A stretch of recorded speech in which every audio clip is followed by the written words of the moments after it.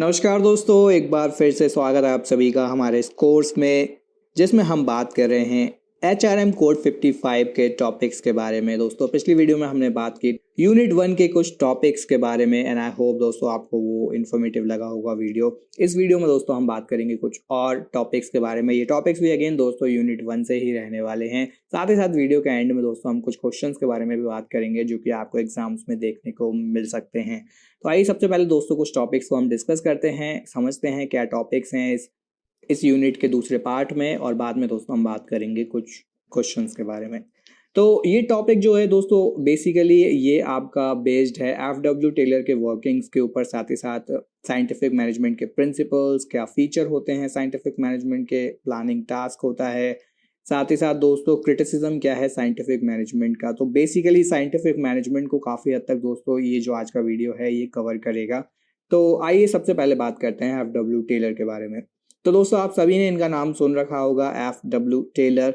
बात करें दोस्तों इनके बारे में तो इनको एक फाउंडर माना जाता है क्लासिकल थॉट या क्लासिकल थ्योरी ऑफ मैनेजमेंट का। तो ये दोस्तों आपको पता होगा या होना चाहिए कि FW टेलर जो है दोस्तों उनको वन ऑफ द फाउंडर, यानी कि वैसे तो कई सारे फाउंडर रहे हैं लेकिन उनमें से एक फाउंडर ये भी हैं किसके, क्लासिकल थॉट या फिर जो क्लासिकल थ्योरी है मैनेजमेंट की, जिसको हमने पिछले वीडियो में कवर भी किया था। अब इन्हें क्यों दोस्तों फाउंडर माना जाता है, इतना ज्यादा हाई रैंक क्यों किया जाता है, तो इन्होंने सजेस्ट किया था साइंटिफिक अप्रोच, यानी कि मैनेजमेंट का दोस्तों जो साइंटिफिक अप्रोच होता है वो इन्होंने ही सजेस्ट किया था, जिसको दोस्तों हम साइंटिफिक मैनेजमेंट थ्योरी भी कहते हैं। अब दोस्तों जो FW टेलर हैं तो 1856 से 1915 के बीच में दोस्तों इन्हें ट्रीट किया जाता है as father of scientific management. जो इनका दोस्तों लाइफ स्पैन था वो 1856 टू 1915 था, जिस वहां पर दोस्तों यहाँ पर इन्हें साइंटिफिक मैनेजमेंट के फादर के तौर पर देखा गया। इसके अलावा दोस्तों इन्होंने साइंटिफिक मैनेजमेंट के प्रिंसिपल को सजेस्ट किया। इनके जो कॉन्सेप्ट थे साइंटिफिक मैनेजमेंट के दोस्तों, उन्होंने एक मूवमेंट को डेवलप करने का काम किया, साथ ही साथ डोमिनेट करना शुरू किया इंडस्ट्रियल मैनेजमेंट को कई डेकेड तक, इवन दोस्तों इनके जाने के बाद। यानी कि क्या मतलब यहाँ पर बन रहा है दोस्तों, जो इनके प्रिंसिपल थे साइंटिफिक मैनेजमेंट के या जो इन्होंने कॉन्सेप्ट दिए साइंटिफिक मैनेजमेंट के, उन्होंने दोस्तों एक नई मूवमेंट को डेवलप करने का काम किया। साथ ही साथ दोस्तों जो इंडस्ट्रियल मैनेजमेंट था उसको डोमिनेट करने का काम किया। इवन दोस्तों जब वो नहीं रहे उनके बाद भी दोस्तों इनके जो कॉन्सेप्ट थे उनको प्रैक्टिस किया जाता रहा, जिसके थ्रू क्या था, एक डोमिनेंट देखने को मिला इंडस्ट्रियल मैनेजमेंट में, साथ ही साथ दोस्तों एक नया मूवमेंट लेकर आए ये। इनके जो कॉन्सेप्ट और प्रिंसिपल थे दोस्तों उन्हें रिफाइन किया गया और पॉपुलराइज किया गया कई सारे इनके फॉलोअर्स के थ्रू, यानी कि जो इन्हें फॉलो करते थे, इन्हें अपना गुरु मानते थे या इन्हें अपना एक इंस्पिरेशन मानते थे, रोल मॉडल मानते थे, उन्होंने दोस्तों इनके जो प्रिंसिपल थे उनके ऊपर बार बार काम किया, उन्हें रिफाइन किया, उसके अंदर से और ज्यादा एक्सट्रैक्ट निकालने का काम किया कि और कैसे आप उसे एक्सट्रैक्टेड फॉर्म में यूज कर सकते हैं। और कई सारे दोस्तों इनके जो फॉलोअर थे उन्होंने इसे, इनके कॉन्सेप्ट को फेमस करने का काम किया। अब कुछ दोस्तों कॉमन नाम की अगर हम बात करें जिन्होंने इनके प्रिंसिपल्स को लिया, उस पर काम किया, तो यहाँ पर बहुत सारे कई नोटेबल हमें नाम देखने को मिलते हैं, जैसे कि हेनरी गैंट और इसके अलावा द गिल्वर्स एंड इमर्सन। तो ये दोस्तों कुछ ऐसे लोग थे जिन्होंने बहुत ज्यादा काम किया या बहुत ज्यादा प्रभावित थे FW टेलर के कॉन्सेप्ट और प्रिंसिपल से, जिसको इन्होंने रिफाइन करने का काम किया। अब ये प्रिंसिपल ऑफ साइंटिफिक मैनेजमेंट है क्या, तो पहले इसको हम समझने की कोशिश करते हैं। तो दोस्तों अगर हम टेलर की माने यानी कि FW टेलर की, तो उनके अनुसार दोस्तों साइंटिफिक मैनेजमेंट अपने आप में एक फिलॉसफी है दोस्तों, जो कि कहीं ना कहीं एक रिजल्ट है किस चीज का, combination of 4 important underlying principles. यानी कि दोस्तों 4 एक अंडरलाइंग प्रिंसिपल हैं जिनको मिलाकर दोस्तों एक फिलॉसफी बनती है, और उस फिलॉसफी के थ्रू दोस्तों हमें यहाँ पर ये साइंटिफिक मैनेजमेंट देखने को मिलते हैं।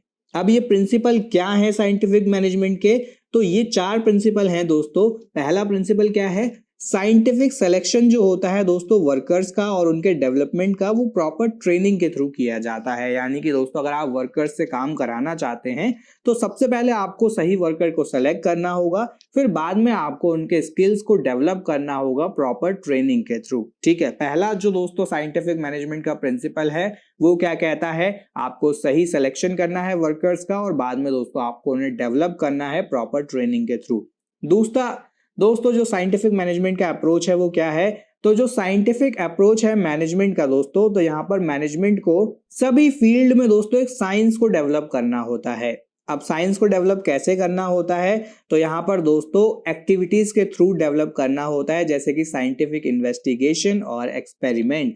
तो यहाँ पर मैनेजमेंट के अंदर दोस्तों कई सारे एक्सपेरिमेंट यहाँ पर मैनेजमेंट को करने होते हैं, जिससे कि दोस्तों जो ट्रू साइंस है वो डेवलप की जा सके और जो एक्टिविटी है दोस्तों उसको बढ़ाया जा सके थ्रू इन्वेस्टिगेशन। इन्वेस्टिगेशन कैसे, आप क्वेश्चनिंग के थ्रू कर सकते हैं, फीडबैक के थ्रू कर सकते हैं, या आप उनकी राय लेकर उनके रिव्यू लेकर कर सकते हैं। तो इन्वेस्टिगेशन के थ्रू दोस्तों आपको ये समझना होता है कि क्या जो इम्प्रूवमेंट है उसको आपको यहाँ पर डेवलप करना है। साथ ही साथ एक्सपेरिमेंट आप कर सकते हैं, नई नई एक्टिविटीज को लाकर, नए रोल्स को हैंड ओवर करके एम्प्लॉयज को न्यू असाइनमेंट देकर। तो इस तरीके से आपको यहाँ पर एक्सपेरिमेंट्स को करना होता है।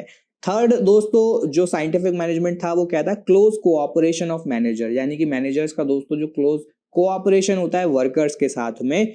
तो वहां पर दोस्तों जब ये बेटर होता है तो जो रिजल्ट होते हैं वो भी बेटर होते हैं ऑर्गेनाइजेशन के लिए। साथ ही साथ दोस्तों जो अंडरस्टैंडिंग होती है वो भी अच्छी होती है, क्योंकि अक्सर हम देखते हैं कि जो वर्कर हैं और जो एम्प्लॉयर हैं उनके बीच में उतनी अच्छी अंडरस्टैंडिंग नहीं होती है, जिसके चलते हमें स्ट्राइक्स देखने को मिलते हैं, या और भी जो प्रॉब्लम है, जो गोल है दोस्तों ऑर्गेनाइजेशन का या इंडस्ट्री का वो अचीव नहीं हो पाता है, क्योंकि एम्प्लॉयर और दोस्तों जो वर्कर हैं या जो एम्प्लॉयज हैं उनके बीच में इतनी अच्छी एक कोऑपरेशन नहीं होता है, एक अंडरस्टैंडिंग नहीं होती है, जिसके चलते दोस्तों हमें प्रॉब्लम देखने को मिलती है। तो जो प्रिंसिपल है साइंटिफिक मैनेजमेंट का तीसरा, वो क्या कहता है, क्लोज कोऑपरेशन होना जरूरी है मैनेजर और वर्कर के बीच में, यानी कि उनके जो रिलेशन है वो अच्छे होने चाहिए, जिससे कि दोस्तों बेटर रिजल्ट और अंडरस्टैंडिंग को डेवलप किया जा सके।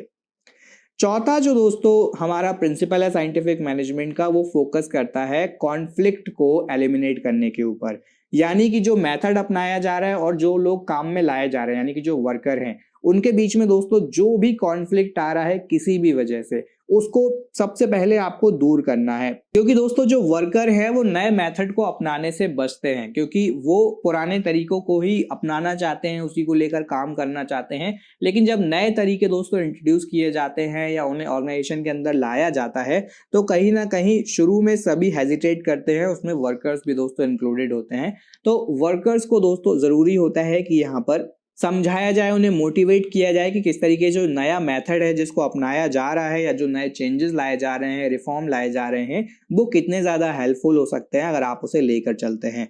तो एलिमिनेट करना ज़रूरी होता है कॉन्फ्लिक्ट को बिटवीन मेथड एंड मैन। अब इसको कैसे आप दोस्तों अवॉइड कर सकते हैं, तो इसको आप अवॉइड कर सकते हैं उन्हें बेटर अपॉर्चुनिटी प्रोवाइड करके, या फिर उन्हें ज़्यादा वेजेस प्रोवाइड करके।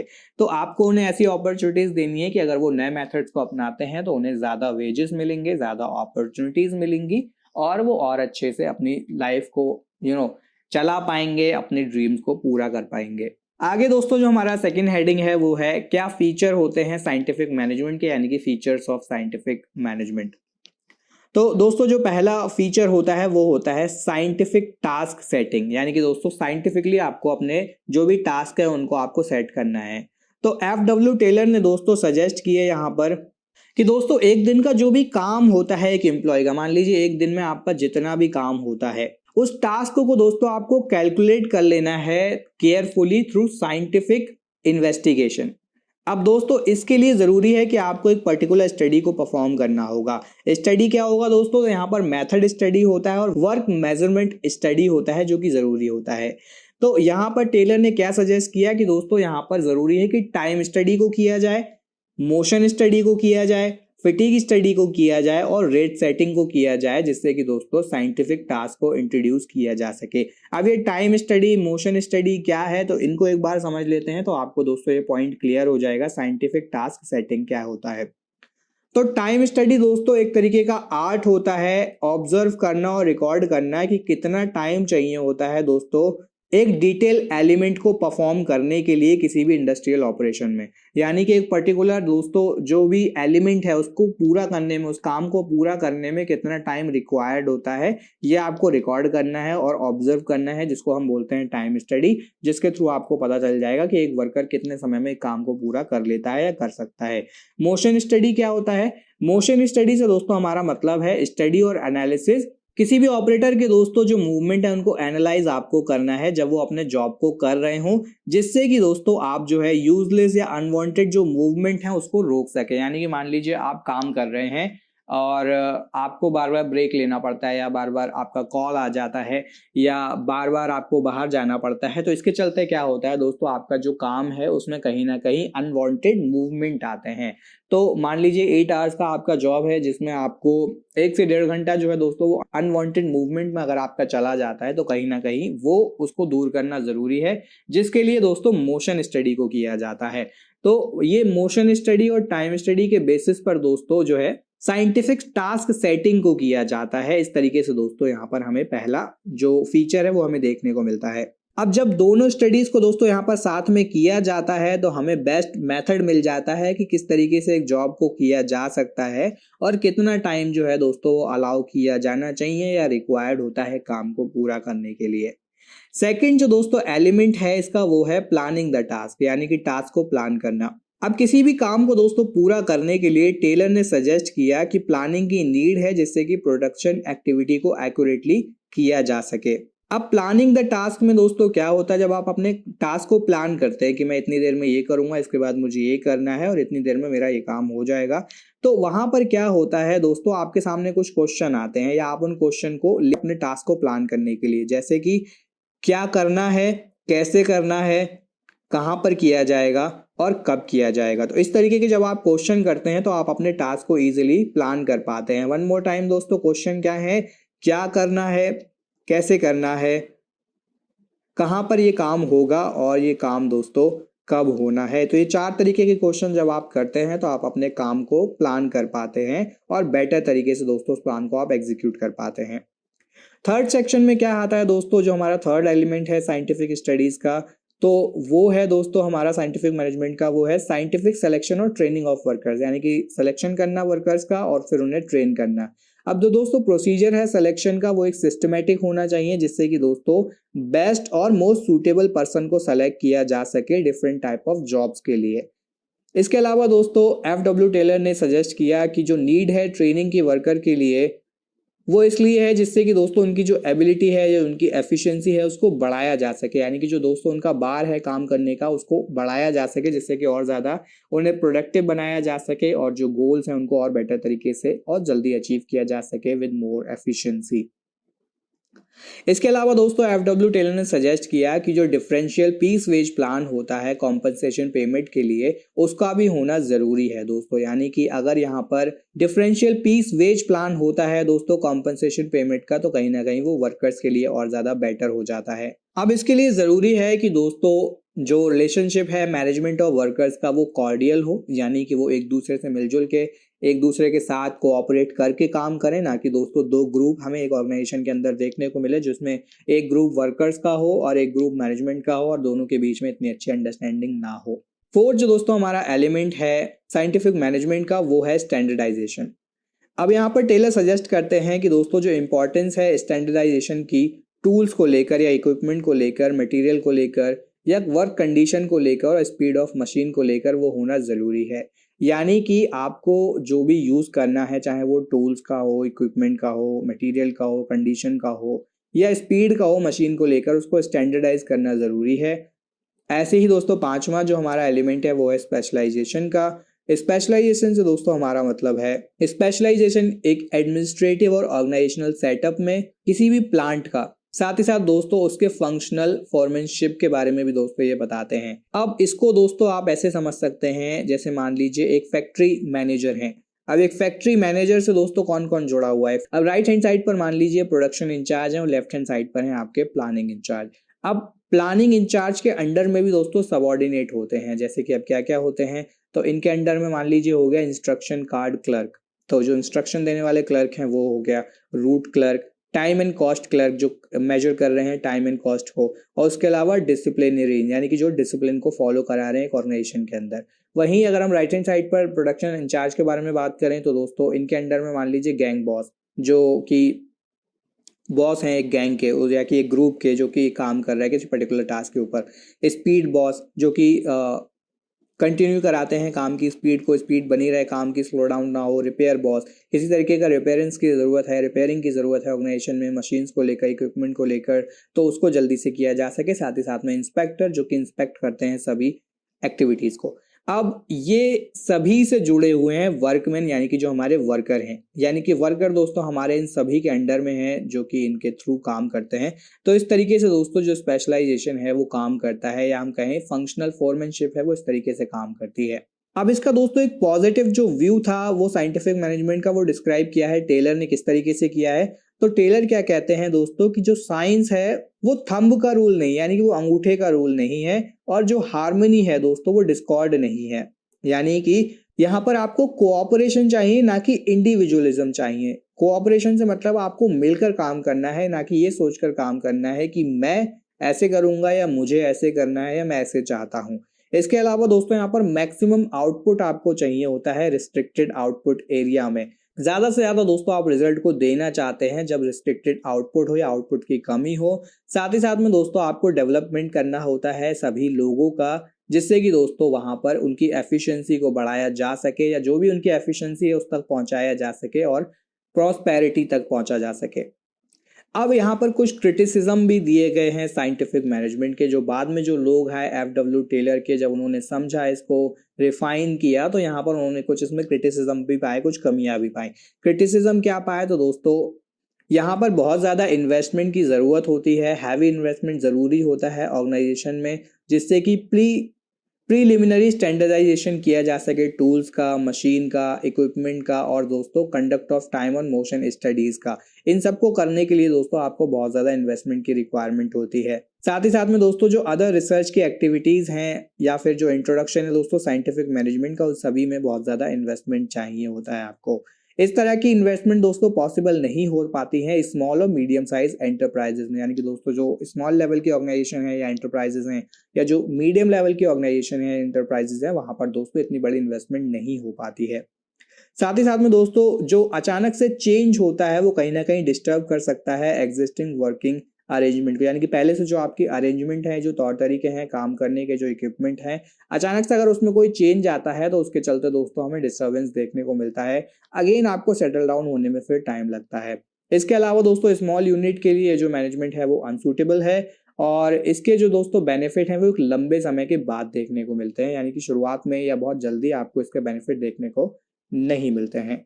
तो इस तरह से दोस्तों यहाँ पर आपको देखने को मिलता है फीचर ऑफ साइंटिफिक मैनेजमेंट, और साथ ही साथ क्या क्या प्रिंसिपल हैं दोस्तों साइंटिफिक मैनेजमेंट के। तो ये 2 टॉपिक दोस्तों हमने कवर किए हैं इस वीडियो में। आइए अब कुछ क्वेश्चन के बारे में दोस्तों हम बात करते हैं। कुछ प्रैक्टिस क्वेश्चन है दोस्तों, जिससे कि जो है आप समझ पाए कि किस तरीके के क्वेश्चन पूछे जाते हैं इन 2 पर्टिकुलर टॉपिक से। पहले टॉपिक दोस्तों हम वीडियो में कवर कर चुके हैं हमारी पिछली वीडियो में, इस वीडियो में हमने कुछ टॉपिक कवर किए हैं। तो क्वेश्चन दोस्तों आप डिस्कस कर लेते हैं जो कि इन दोनों टॉपिक से पूछे जाते हैं, आंसर आपको खुद सा है। तो यहाँ पर दोस्तों आपको मैच करना है फॉलोइंग को, यानी कि दोस्तों ये एक लिस्ट आपके सामने है जहां पर आप देख सकते हैं Mary Parker Follett, Henry Fayol, F W. Taylor, Gilbert and Taylor, और दोस्तों जो प्रिंसिपल हैं वो coordination, element of management, scientific methods और क्वांटिटेटिव मेजरमेंट। अब आपको यहाँ पर दोस्तों आंसर करना है, ऑप्शन चुनना है ABCD। सही आंसर दोस्तों आपको सेलेक्ट करना है आपकी मोबाइल ऐप या फिर वेबसाइट पर, अगर आप दोस्तों इस कोर्स को कर रहे हैं। सेकंड क्वेश्चन में दोस्तों पूछा गया है who is a person who advanced early scientific management principles.